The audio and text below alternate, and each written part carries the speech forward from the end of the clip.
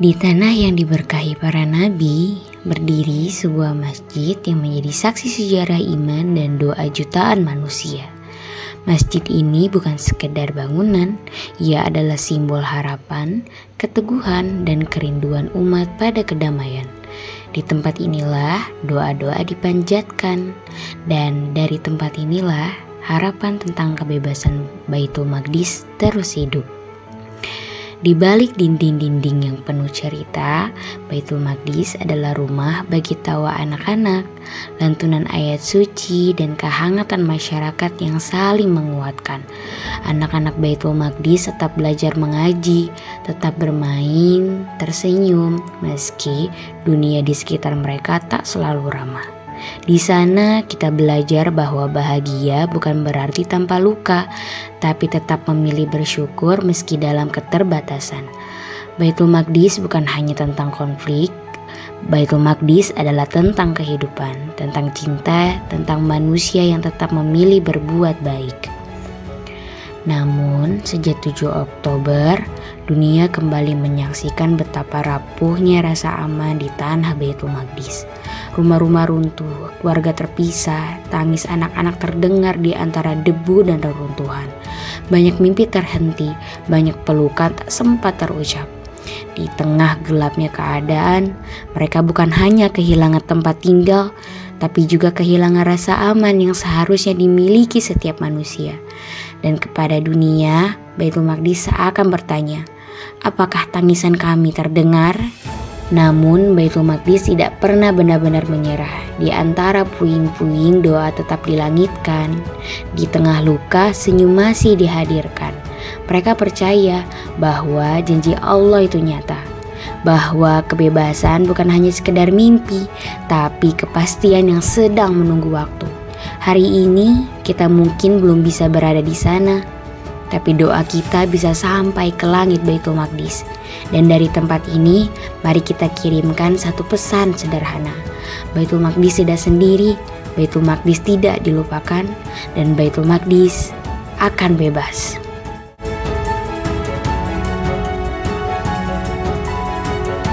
Ustaz, selamat datang kembali di ruang belajar kita setelah episode pertama. Sekarang kita berjumpa lagi di episode kedua. Insya Allah ya, sedikit kita kilas balik di episode pertama. Jadi episode pertama itu membuka kita sejarah dan konteks gitu. Nah, kemarin tuh kita menelusuri Palestina itu sebagai tanah harapan, the land of hope. Nah, di episode kali ini, di episode 2 ini perjalanan kita kan akan berlanjut nih. Nah, kita akan masuk ke bab berikutnya. Apa tuh? Yaitu tentang nabi terakhir. Nabi terakhir, the last of prophet. Nah, ini jangan tes bahasa Inggris ya. Bahaya banget ini. Nah, nanti tentang bagaimana risalah Islam itu terhubung langsung ke beliau dan mengapa Palestina khususnya di Al-Aqsa tidak pernah terpisah dari umat Islam itu. Kenapa saya bisa cocok materi ini karena ada bukunya. Guys, Karyanya Ustaz Isa tentang dengan bahasanya sirahnya Rasulullah dengan bahasa anak muda yang mudah dipahami. Itu kan jangan dari situ referensinya. Ya. Oke. Gimana? Kita mulai langsung ya, Ustaz. mulai. Oke, Ustaz. Bedakan lagi. Oke, sekarang kita mulai, Ustaz. Jadi kita mau nanya dulu, Ustaz. Sebenarnya jadi kita kan pengen lihat nih sebenarnya sebelum Rasulullah itu lahir seperti apa gitu, kondisinya gimana. Kalau dari sejarah yang kita temukan ada kondisi nih dari Jazirah Arab sendiri sebelum Rasulullah lahir. Yaitu pertama masyarakat Arab tuh rata-rata musyrik ya, bukan musyrik ya, mereka nyembahnya emang Lata Uzza dan sebagainya gitu. Terus mereka punya budaya minum khamar, terus zina, riba, dan hal yang biasa gitu. Terus bahkan sampai yang kita kaget itu bahwa wanita itu di zaman sebelum Rasulullah itu dianggap sebagai hanya objek aja gitu. Bahkan sampai ada yang kalau misalnya lahir punya anak perempuan itu mereka langsung dibunuh gitu. Nah, terus ya keadilan di zaman sebelum Rasulullah itu ditentukan dari kabilah ataupun kekuatan kabilahnya itu kaum ya. Nah itu gimana sih sebenarnya kondisi Jazirah Azab itu sebelum Rasulullah lahir gitu? Wah, ini satu tema yang sangat menarik sekali ya. Jadi memang kalau misalnya kita lihat turunnya ajaran Islam kepada Nabi Muhammad SAW itu kayak seolah-olah kayak before after dia. Sudah. Before-nya gimana gitu kan? Kan setelah turunnya ajaran Islam kita melihat yang semula gelap, yang semula terbelakang, semula mundur menjadi unggul, maju, terang benderang. Itu afternya gitu kan. Nah, tidak kalah penting juga bagi kita untuk menelusuri before-nya kayak gimana, yaitu zaman di mana Nabi Muhammad SAW belum diutus oleh Allah Subhanahu Wa Taala. Jadi memang kalau kita telusuri lagi ya pasca, nah ini mulainya dari Masjidil Aqsa lagi nih, dari Baitul Maqdis lagi, yaitu pasca konspirasi besar untuk menyingkirkan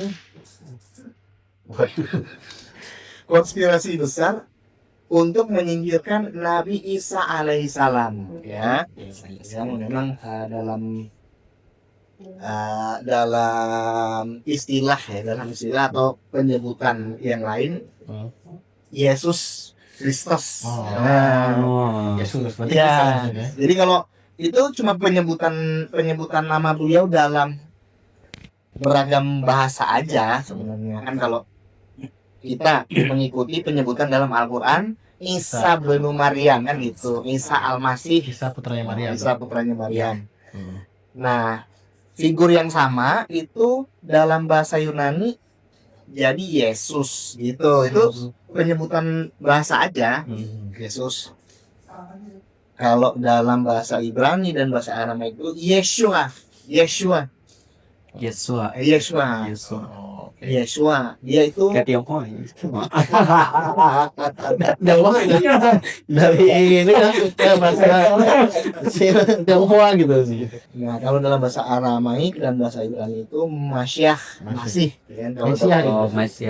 Nah, makanya jadi Mesias. Atau Mesiah ya. Karena dalam bahasa Aramaik dan bahasa Ibrani Masih. Nah, kalau dalam bahasa Arab kan Al-Masih Isa bin Maryam gitu kan. Jadi pasca disingkirkannya Nabi Isa alaihissalam, yang mana orang-orang yang menyingkirkannya itu yaitu para pendeta Sanhedrin dan berkonspirasi dengan para prajurit Romawi. Mereka menyangka bahwa mereka sudah menyalib Nabi Isa alaihissalam, padahal beliau diselamatkan oleh Allah Subhanahu Wa Taala dengan diangkat gitu ya. Diangkat kan yang kita yakini seperti itu ya. Sementara orang yang disalib itu adalah di dalam Al-Quran dituturkan adalah orang yang diserupakan. Nah, siapa yang diserupakan itu? Nah, itu kembali terjadi perbedaan pendapat. Ya, ada yang menyatakan yang diserupakan itu adalah muridnya Judas Iskariot, ya, muridnya yang berkhianat itu, muridnya ke-13 dan sebagainya. Ada juga yang berpendapat yang diserupakan itu adalah salah satu prajurit Romawi yang ketika itu ditugaskan untuk menangkap Nabi Isa di Taman Getsemani, tempat bersembunyinya Nabi Isa dan para sahabatnya Hawariyun di taman itu gitu. Nah, ada juga beragam pendapat yang lain, tapi memang kita nggak bisa mengetahui secara pasti yang diserupakan itu siapa gitu. Nah, tetapi bagi orang-orang itu, mereka udah merasa euforia gitu. Udah mission accomplished, nah udah yang disalib itu adalah Nabi Isa Yesus Kristus. Nah, pasca peristiwa besar itu, jadi Allah Subhanahu Wa Taala menetapkan adanya masa fatrah, masa jeda. Nah, diangkatnya Nabi SAW kira-kira tahun 33 Masehi. Ya, kira-kira tahun 33 Masehi. Nah, masa setelah tahun 33 Masehi itu hingga diutusnya Nabi Muhammad SAW ya pada tahun 600-an ya, itu adalah masa fatroh, di mana masa fatroh atau masa jeda ini Allah Subhanahu wa taala berkehendak untuk tidak mengutus seorang nabi ya di antara periode itu. Jadi memang kosong gitu. Nah, dari tahun 500 sampai tahun 33 berapa tahun? 500 tahun. Nah, lama sekali kan? Iya, iya. Sangat sangat. Ya 500 kurangnya 33. Saya agak lemah menghitung. 500 33 berarti 470-an lah. Nah, waktu 70-an ya. Kayaknya 532 ya, Mas? Hmm. 532 ya. Nah, berarti setengah milenium ya, 500-an tahun. Tidak ada nabi, tidak ada rasul. Nah, karena tidak ada nabi, tidak ada rasul, itulah makanya kemudian tentu saja yang berkembang adalah kekufuran, ya kan? Walaupun memang masih ada dalam tanda kutip sisa-sisa lah, sisa-sisa dari tauhid ya, sisa-sisa dari ajaran-ajaran yang lurus dari nabi-nabi sebelumnya, yaitu ajarannya Nabi Isa, ajarannya Nabi Musa, itu masih ada sisa-sisanya gitu. Nah, tetapi sisa-sisa ajaran nabi-nabi terdahulu yang lurus dan tauhid ini memang sudah banyak tercemar gitu. Nah, makanya di periode itulah mulai berkembang Trinitas misalnya, ya kan itu tahun 300-an. Nah, tahun 325 misalnya ditetapkan dalam Konsili Nicea. Iya, Nicea. Betul. Konsili Nicea bahwa betul bahwa Yesus Kristus itu jadi Tuhan. Nah, itu kan mulai itu ya. Nah, itu. Selain penyembahan terhadap berhala, paganisme gitu ya. Baik itu di Romawi, Yunani, misalnya di India dan di berbagai belahan bumi lainnya, itu juga banyak muncul gitu, merebak. Nah, makanya kemudian ya, orang-orang pada periode itu tuh kalau dia bisa bertahan, nah bisa bertahan dalam memeluk tauhid kuat-kuat ya, memang nanti ada nih beberapa story ya tentang itu, tentu saja akan diganjar surga oleh Allah Subhanahu wa taala, luar biasa ya. Nah, sehingga zaman jahiliyah sebelum diturunkannya ajaran Islam kepada Nabi Muhammad SAW itu terjadinya di zaman fatrah itu gitu, dimana pada zaman itu udahlah tidak ada nabi dan rasul, udahlah kekufuran merajalela, kezaliman terjadi di mana-mana, orang menyembah berhala, bertindak yang tidak benar gitu, berzina segala macam. Nah, situasi menjadi sangat-sangat memprihatinkan, sangat-sangat mengerikan.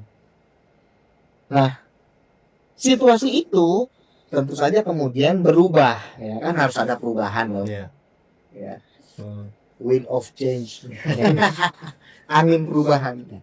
Itulah dia lahirnya Nabi Muhammad Shallallahu Alaihi Wasallam pada tahun 571.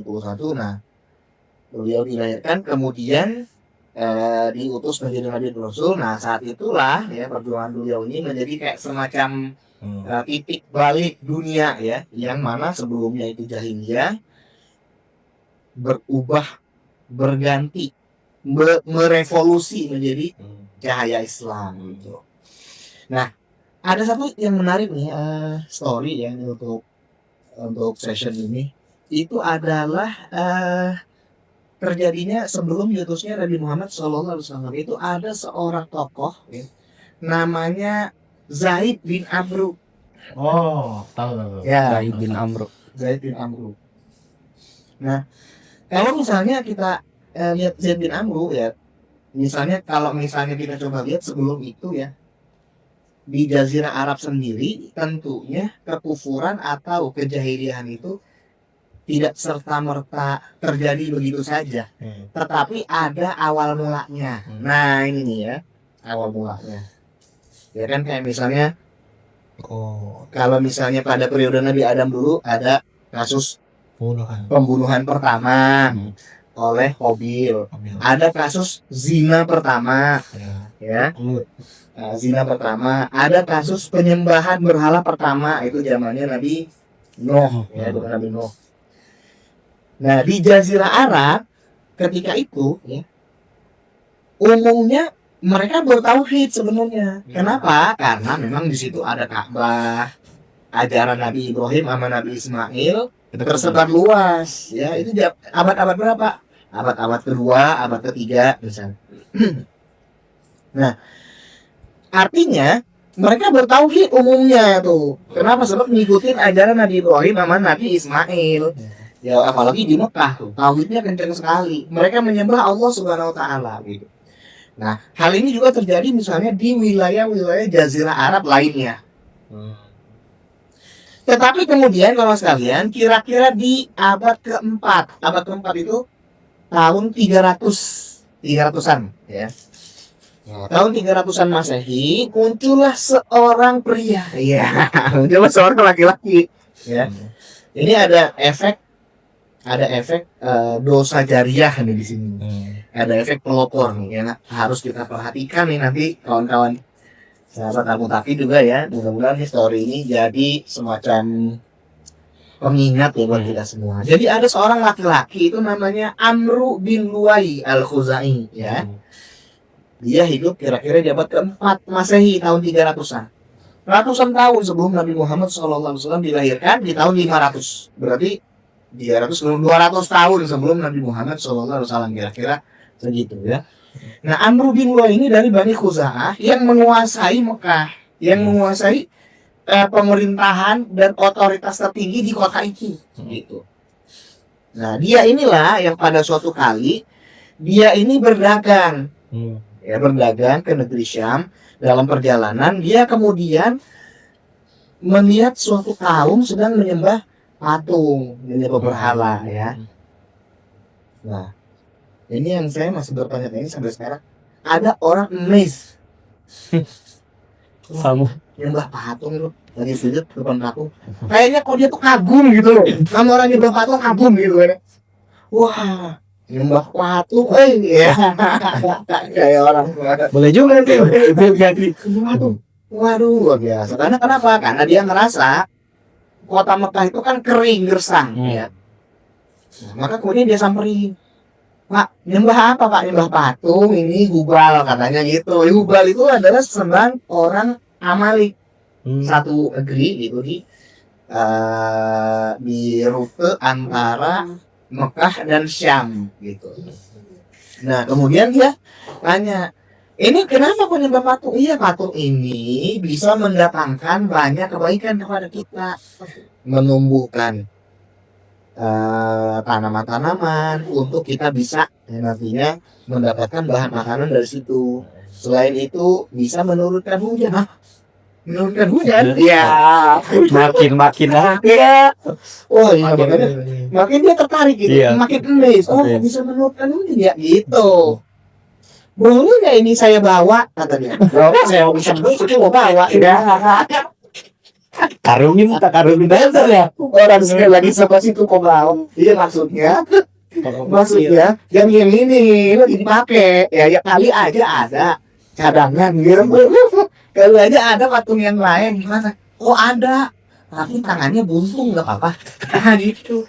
Tangan buntung. Iya tangannya buntung. Nah, maka kemudian dikasihlah dia patung Hubal dalam riwayat Sirah Nabawiyah patung Hubal ini dibuat dari batu aki berwarna merah katanya. Tangannya buntung. Wah ini mah harusnya diretur ya, tangannya buntung. Diretur. Gimana kan udah cacat barangnya. Kalau sekarang di videoin dulu. Nah iya, pas unboxing patah Tadi dah. Astagfirullah. gitu. Ya udah biarin nggak apa-apa, saya bawa. Iya bawa aja nggak apa-apa. Wah kalau kayak begini, nah nanti ini jadi solusi nih. Kalau misalnya kekeringan pacat kulit, ya udah sembah patung ini supaya nanti bisa turun hujan, gitu. Maka kemudian dia bawa tuh patung ke negeri Syam dulu, berdagang situ, balik lagi pulang ke Mekah, lantas dia tancapkan patung itu di depan Ka'bah.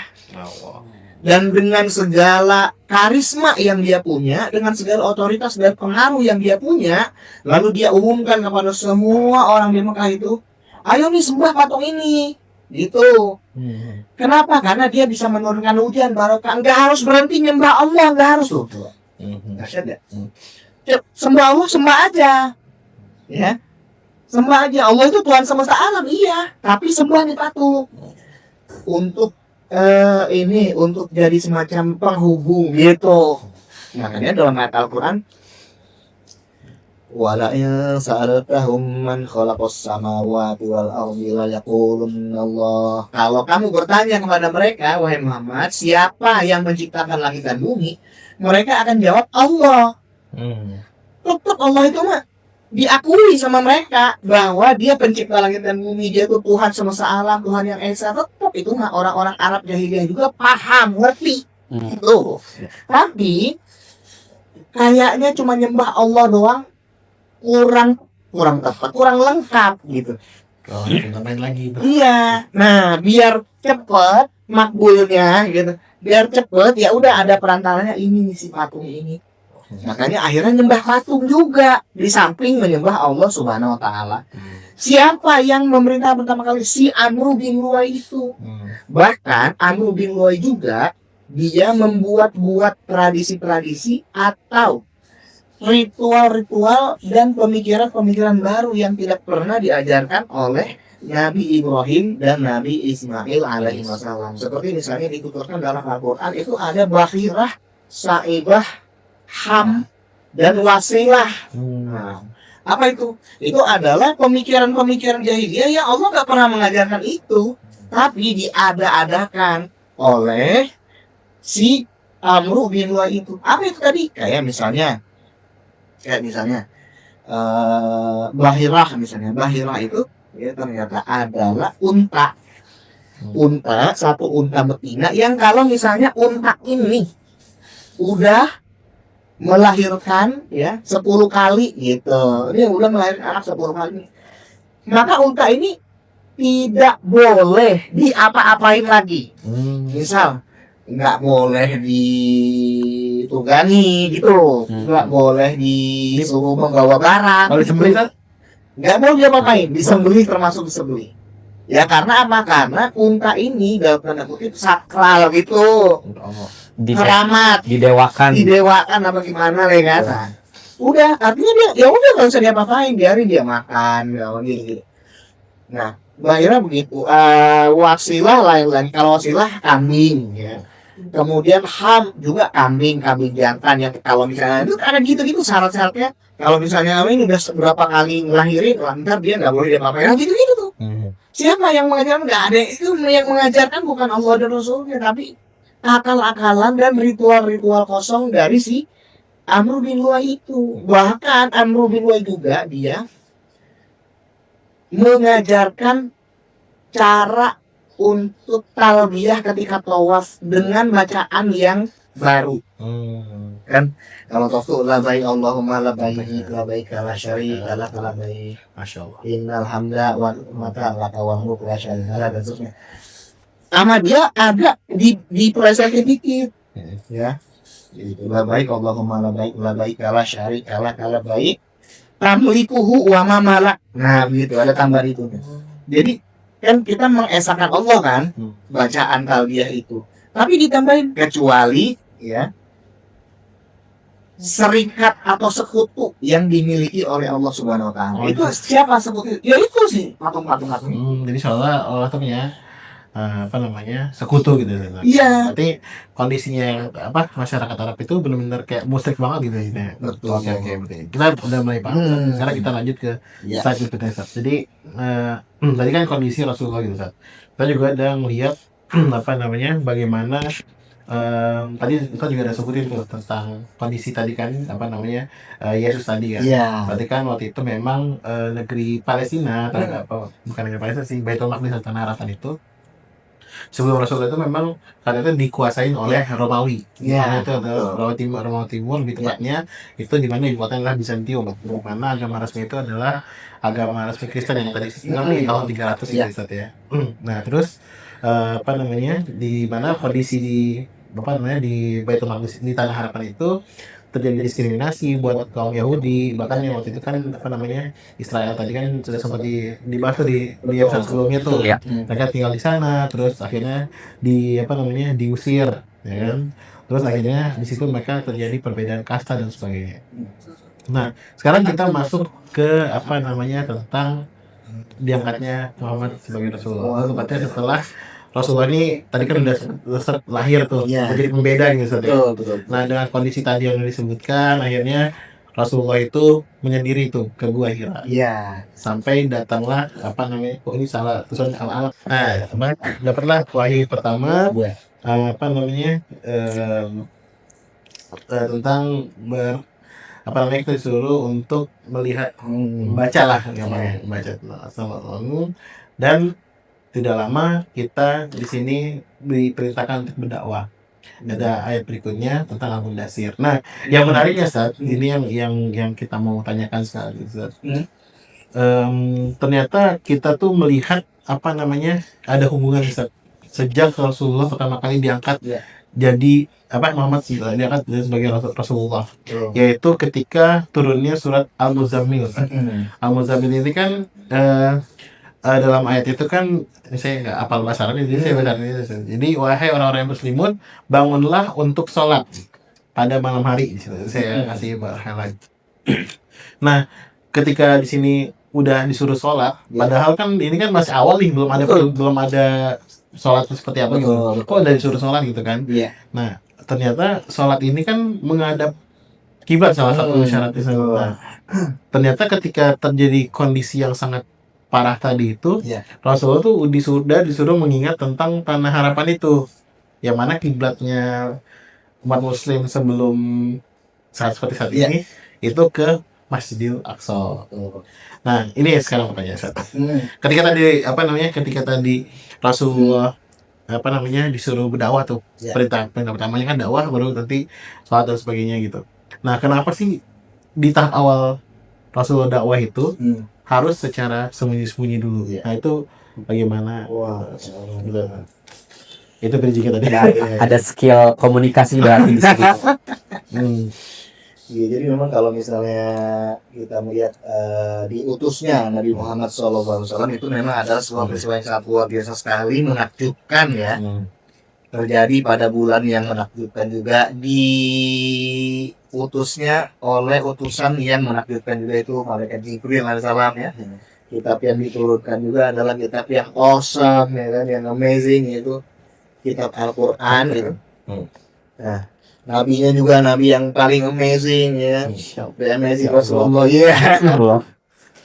Full model. Nah, itu luar biasa. Nah, setelah diutus menjadi nabi dan rasul, ya tentu saja kewajiban berikutnya adalah berdakwah kan. Berdakwah. Nah, memang ada yang kayak suka bertanya-tanya gitu.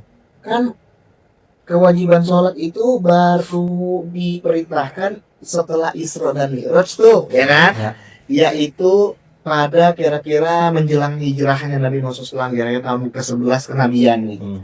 Jauh momennya dari setelah Nabi Muhammad SAW diutus menjadi Nabi dan Rasul itu baru lebih dari 1 dekade. Kemudian beliau Isra Mi'raj lalu mendapatkan official obligation, yaitu sholat gitu. Pas Isra dan Mi'raj. Nah, tapi ternyata kewajiban sholat awal-awal udah ada. Nah, itu gimana gitu kan? Nah, di situ memang kalau misalnya kita coba telusuri ya, dan kita jeli gitu, sebenarnya perintah sholat itu nggak diturunkan pertama kali ketika Isra Mi'raj, enggak.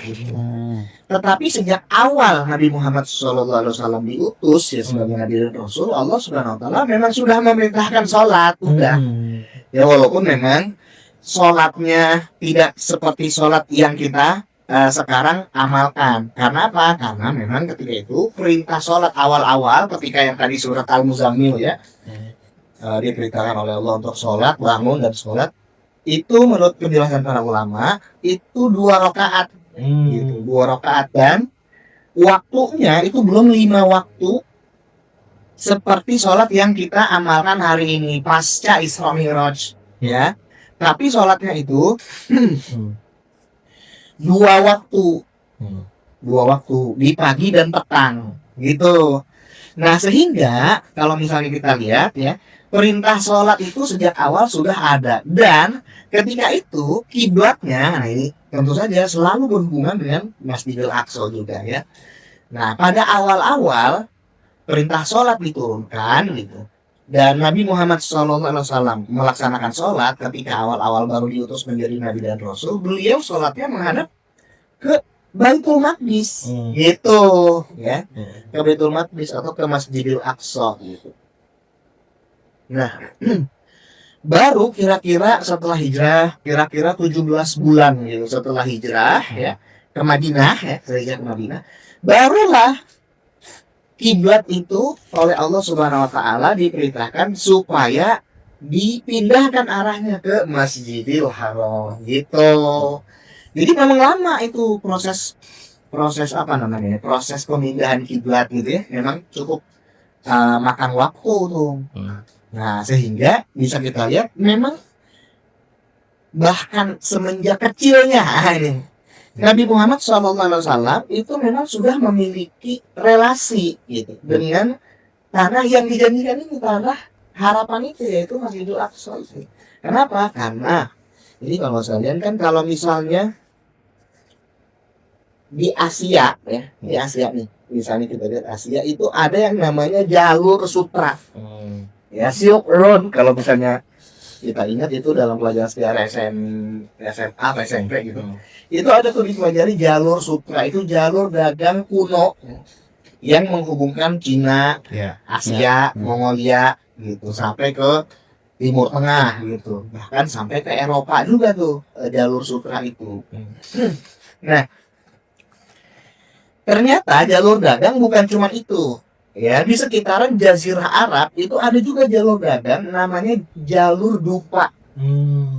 Nah jalur dupa, jalur dupa ini kalau sekalian adalah jalur dagang yang terbentang dari Yaman, pelabuhan kan Yaman tuh kota pesisir tuh, ada pelabuhan. Kalau kita bayangkan Jazirah Arab ya, Jazirah Arab paling bawah kan Yaman tuh. Nah dari situ terus rute itu ya melewati terus ke utara tuh, melewati Mekah, melewati wilayah-wilayah sampai ke Madinah, terus sampai ke Syam ya, sampai ke Baitul Maqdis. Itu jalur dagang. Nah makanya di dalam surat Al-Quraisy li'ila fil Quraisyin dan seterusnya, ila fil seterusnya itu menceritakan jalur dagang itu. Sebab jalur dagang itu salah satu pelopornya adalah buyutnya Nabi Muhammad SAW, itu Hashim, Bani Hashim. nah ya. Nah sejak awal ketika masih kecil Nabi Muhammad SAW kan diajak dagang oleh pamannya Abu Thalib ya, kira-kira usia 12 tahun. Itu dagangnya kemana? Ya ke situ, ke Baitul Maqdis, ke Syam. Ya, nah setelah periode remaja itu Nabi Muhammad SAW punya kafilah dagangnya sendiri, kira-kira di usia 21 tahun ya, bikin joint venture bersama Siti Khadijah yang nanti akan menjadi istri beliau kan. Nah itu di umur 21. Kemudian beliau dagang ke situ juga. Jadi sebelum jadi Nabi dan Rasul, Nabi Muhammad SAW sudah memiliki memori itu, memori sudah memiliki pengetahuan, informasi tentang Baitul Maqdis mesti. Gitu. Sehingga beliau pasti udah tahu tuh bahwa itu tanah yang dijanjikan, tanah yang disucikan, dan bahkan itu sekarang sedang dijajah oleh Romawi ya. Nah, kenapa? Karena memang kekuasaan atau rezim yang berkuasa di Baitul Maqdis itu memang rezim Romawi Timur ya, Bizantium yang zolim ya. Salah satu contoh kezolimannya itu adalah terjadi pasca Nabi Isa alaihissalam tahun 70. Jadi biasanya ada malapetaka besar menimpa Bani Israil pasca Bani Israil melakukan perbuatan maksiat dan kekufuran besar. Contoh pada periode dulu ketika Bani Israel mulai menyembah Samiri. Oh, mulai menyembah patung sapi betina Samiri. Oh Ya. yes. Samiri ya, Samiri. Yang bikinnya Samiri. namanya apa sih Ustaz? Samiri. Samiri. Si patungnya itu Samiri. Si orang yang bikin. Oh, yang bikin. Ya kan. Jadi Sapi kecil tuh istilahnya. iya, apa lupa? Al-Baqarah kan makanya. Jadi itu dituturkan tuh dalam surat Al-Baqarah gitu. Nah, pasca nyembah sapi betina itu gitu beberapa tahun kemudian terjadi pemusnahan besar-besaran misalnya oleh Nebukadnezar gitu tuh. Nah, kemudian setelah nyembah ini habis gitu Bani Israil itu ya. Termasuk pasca mereka melakukan kekerasan terhadap Nabi Isa alaihissalam dan murid-muridnya tahun 33, di tahun 70 ya Allah Subhanahu wa taala memutuskan Bani Israil itu digempur habis-habisan oleh Romawi oleh Titus. Nama komandannya Titus. Si Titus ini ngepung Baitul Maqdis tahun 70 Masehi sampai Bani Israil itu disalib sampai segala pohon di sekitar Baitul Maqdis habis buat bikin salib untuk nyalib Bani Israil sebagai salah satu bentuk hukuman atas ya kan dzalika bi annahum kanu yakfuruna bi ayatillahi wa yaqtuluna an-nabiyyina bi ghairil haqq dzalika bima asaw wa kanu ya'tadun. Semua itu karena mereka itu melakukan kezaliman dan membunuh para nabi. Wa yaqtuluna an-nabiyyina bi ghairil haqq, tanpa alasan yang benar. Nah, makanya kemudian ya sepanjang diperintah atau dikuasai oleh yang namanya rezim Romawi Bizantium itu kezaliman tuh yang ada di Baitul Maqdis ketika itu. Gitu. Ya walaupun memang aktivitas perdagangan ya jalan aja terus gitu melewati jalur sutra itu, dan Nabi Muhammad SAW sejak masih kecil, sejak zaman muda itu udah bolak-balik dagang ke sekitar Baitul Maqdis. Nah, sehingga memang punya memori gitu, punya hubungan yang erat antara beliau dengan Baitul Maqdis. Nah, itu dia. Nah, berarti kan tadi kan setelah kita udah punya memori gitu kan, terus diangkatnya Rasulullah jadi Nabi Muhammad jadi Rasulullah gitu kan. Nah, kan pertama tadi dia dakwah secara diam-diam. Iya. Terus tidak lama mereka dakwah secara terbuka. Nah, bahkan ketika mereka terbuka tuh yang paling ikonik ya menurut saya itu yang ketika Rasulullah itu mengumpulkan kaum Quraisy itu di Bukit Safa ya. Iya. Safa kan. Nah, di sini saya ngikutin situ. Jadi ketika Rasul itu nanya, percaya nggak kalau misalnya di bakal ini ada pasukan nih yang mau menyerang? Yang uniknya tuh mereka tuh bilang kami tidak pernah sekalipun mendapat ilmu berdusta. Iya. Kami tidak pernah berkata-kata kecuali benar. Mereka tuh sebenarnya percaya gitu sama Rasul. Tapi ketika Rasul ini ngajak untuk nyembah Allah terus ninggalin semua ya tadi kemaksiatan di awal itu, ternyata respons atas dakwah Rasul di Mekah itu ternyata berbanding terbalik sama apa yang mereka bilang tadi gitu. Mereka Rasul dicemooh, terus dituduh gila, terus tukang sihir dan sebagainya gitu. Bahkan sampai meninggalnya salah satu syahidah pertama itu Sumayyah gitu. Berarti ini kaitannya sama tahun kesedihannya. Belum. Oh, masih. Ini masih dakwah ya. Oh, masih responnya. Nah, nanti ini langsung kita ke tangga saja nanti biar langsung Ustaz punya waktu. Nah, sampai sampai itu udah mulai berkurang ketika terkabulnya dari Rasulullah SAW, yaitu adalah masuknya Umar bin Khattab. Rasulullah berdoa agar salah satu dari dua Umar, di mana salah satu itu adalah Umar bin Khattab, dan nanti masuk juga pamannya itu adalah Hamzah bin Abdul Muthalib. Nah, cuma ketika Umar tadi sudah masuk, kemudian masuk, itu kan udah mulai tuh dakwah secara terbuka, orang juga mulai segan tuh dengan muslim. Nah, cuman ternyata titik puncaknya itu adalah ketika pemboikotan terjadi di terhadap terhadap Bani Hashim, atau tadi udah saya sebutin itu kan, Bani Hashim. Nah, ketika pemboikotan itu terjadi kelaparan, penderitaan yang sangat besar bagi umat muslim. Akhirnya Rasulullah itu mencari bantuan ke Taif. Nah, ternyata respon penduduk Taif itu malah ngelemparin batu tuh ke orang-orang gila gitu. Nah, sampailah di sini nggak ada pertolongan, malah diperparah dengan wafatnya istri Rasulullah ya tadi Khadijah, dan termasuk tadi Ustaz bilang joint venture bisnis. Nah, sama pamannya Rasulullah tadi yang udah merawat Rasulullah dari kecil, yaitu Abu Thalib. Nah, makanya sampai disebut dengan tahun kesedihan.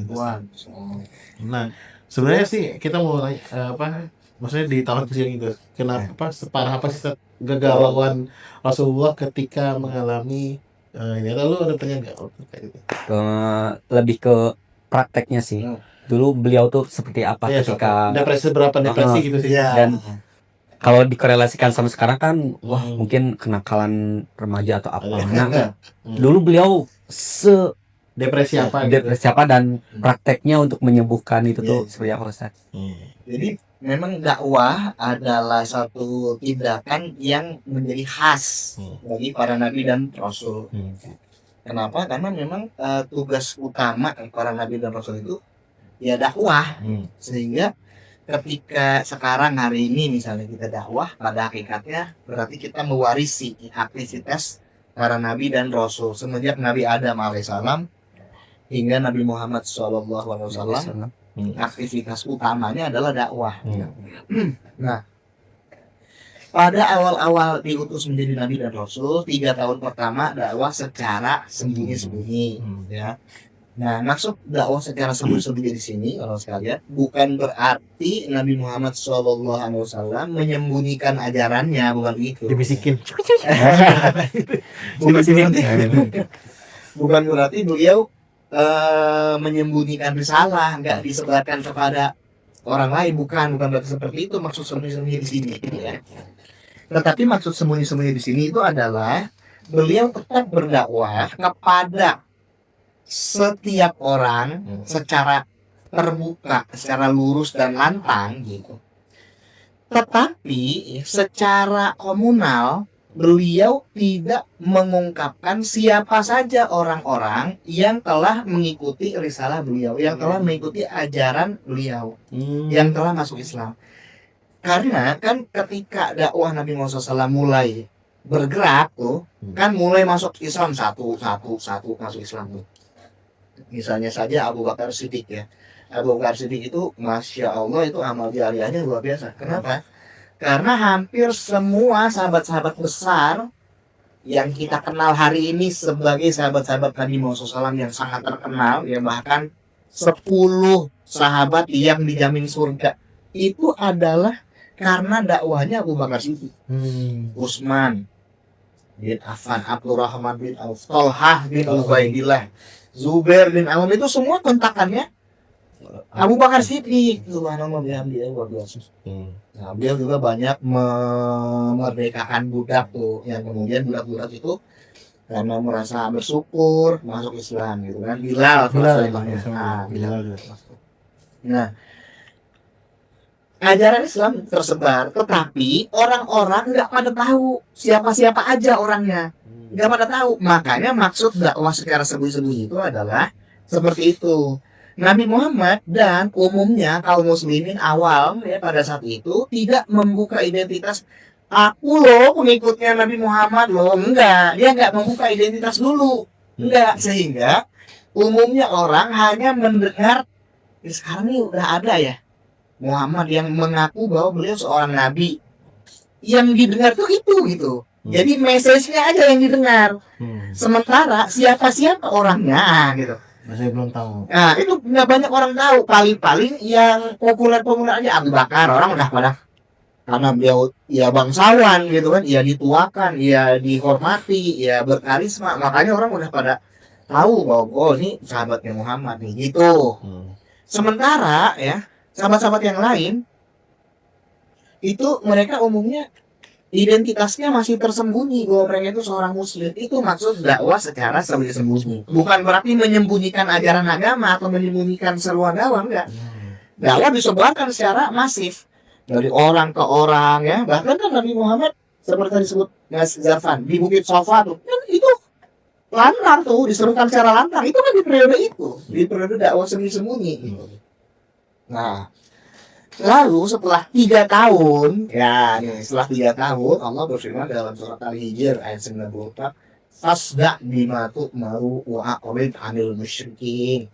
Sampaikanlah olehmu apa yang diperintahkan kepadamu wahai Muhammad secara terbuka. Nah, secara terbuka ini kayak jadi milestone-nya nih. Titik itu setelah 3 tahun secara terbuka dan berpalinglah dari orang-orang yang musyrik ya. Nah, makanya kemudian Nabi Muhammad SAW bersama para sahabat melakukan masirah itu tadi. Melakukan aksi pawai jalan kaki ya sambil bertakbir mengelilingi Ka'bah, mendeklarasikan atau memperlihatkan bahwa ada sebuah gerakan nih dipimpin oleh Nabi Muhammad SAW yang mana Umar udah masuk Islam di momen itu. Umar, Hamzah udah masuk. Orang yang kesatria udah masuk, maka kemudian terjadilah masirah itu. Nah, orang jadi semakin tahu, oh ada nih Islam nih, Muhammad dan pengikutnya. Siapa-siapa aja, nah nih setelah dakwah terbuka, ketahuan orang-orangnya. Ini, gitu. Sehingga, nah setelah periode dakwah secara terbuka itu, mulai kelihatan siapa orang-orangnya, kan, termasuk yang dari kalangan budak, kalangan rakyat jelata, orang-orang yang lemah, kelihatan. Sehingga setelah dakwah secara terbuka ini, pergesekan dan perbenturan pemikiran terjadi secara keras, secara nyata. Benturannya nyata. Nah, makanya ada yang disiksa seperti Sumayyah, keluarga Yasir. Ada yang dianiaya, dicambuk, dipukul misalnya sampai syahidah pertama ya Sumayyah binti Khayyat. Nah itu adalah salah satu gambaran bahwa karakteristik dakwah ketika masih dakwah secara tertutup sama dakwah secara terbuka itu memang berbeda gitu. Nah, eskalasi makin naik setelah dakwah secara terbuka, makanya ada pemboikotan. Di boikot tuh ya nggak main-main itu boikotnya ya. Nah, di boikot 3 tahun di boikot. Nah, sampai kemudian setelah di boikot terjadi yang namanya Amul Huzn gitu ya, kan di boikot. Setelah di boikot hijrah peristiwa hijrah ke Habasyah dulu kan gitu. Kemudian peristiwa boikot. Nah, terus berjuang sampai kemudian Amul Huzn tadi seperti yang dijelaskan Mas Rifki. Nah, Amul Huzn ini adalah tahun kesedihan. Ya, tahun kesedihan. Kira-kira di tahun ke-11 kenabian. Nah, artinya setelah 11 tahunan dakwah terjadi itu, yaitu wafatnya Siti Khadijah radhiyallahu anha. Tak lama kemudian wafatnya Abu Thalib. Ya sayangnya Abu Thalib nonis gitu ya. Sayangnya padahal jasanya habis. Iya. Nonis. Jadi benar-benar itu Nabi Muhammad SAW tuh pengen banget Abu Thalib itu masuk Islam gitu. Itu kalau misalnya kita telusuri dalam sirah Nabawi itu hampir itu. Hampir masuk itu Abu Thalib hampir masuk Islam. Hampir. Apa bikin kacau si Abu Jahal? Kenapa? Karena setelah Nabi Muhammad SAW datang si Abu Jahal, datang juga ya. Ibaratnya Nabi Muhammad SAW kayak tersingkir gitu loh ya. Si Abu Jahal jadi yang ngomong, apa kamu mau katanya menyingkirkan agama bapak dan nenek moyang katanya gitu. Abu Thalib ini hormat banget sama bapaknya Abdul Muthalib.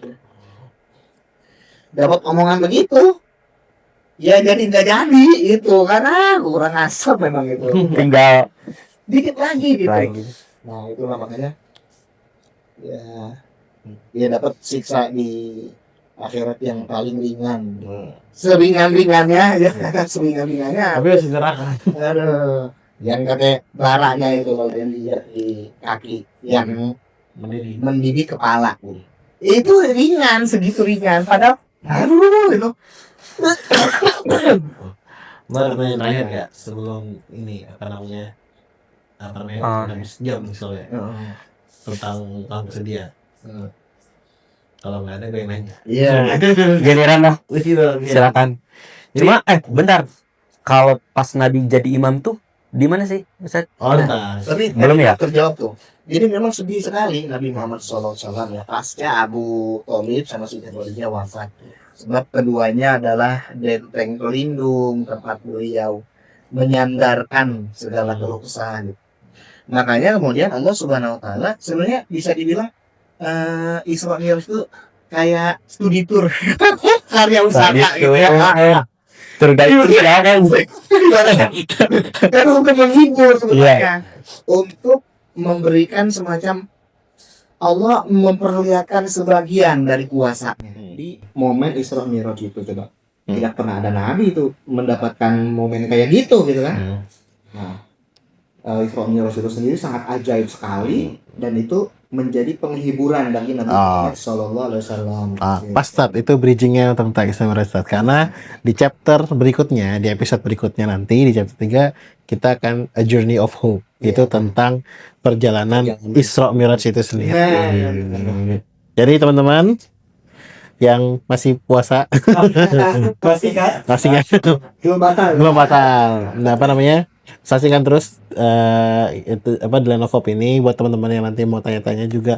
Silakan aja di kolom komentar, walaupun ntar dijawabnya nggak mungkin di episode ini. Ya, masih ada episode season berikutnya. Jadi apa namanya? Terima kasih Ustaz untuk yang tentang sirah nabawiyah Rasulullah ini dapat dari tadi kan sejak gimana kondisi Jazirah Arab sebelum ya kan, terus sampai dengan tahun kesedihan itu sendiri seperti apa gitu, karena memang jahiliyah, zaman jahiliyah. Ini termasuk tauhid ya. Dari awal tuh tauhid, akidah. Ya, kita juga di sini kita juga masih lihat ada ketersinambungan antara chapter pertama tadi yang tentang tanah harapan itu dari nabi-nabi sebelumnya, Nabi Adam, Nabi Ibrahim, Nabi Musa dan sebagainya. Itu masih ada kaitan dengan Baitul Maqdis. Bahkan ketika Rasulullah diangkat pertama kali tadi, itu punya koneksi. Koneksi. Dan yang koneksi yang lebih kuat itu adalah nanti di chapter 3 tentang Journey of Hope. Itu aja episode kali hari ini. Semuanya assalamualaikum warahmatullahi wabarakatuh. Dadah. Assalamualaikum warahmatullahi wabarakatuh. Buat sahabat yang mau mendukung program dakwah Sam, bisa dengan membeli merchandise dari kami. Ada t-shirt, ada tote bag, dan masih banyak lagi. Sebagian keuntungan juga akan kami salurkan kepada saudara-saudara kita di Palestina. Jadi jangan lupa dukung kita ya.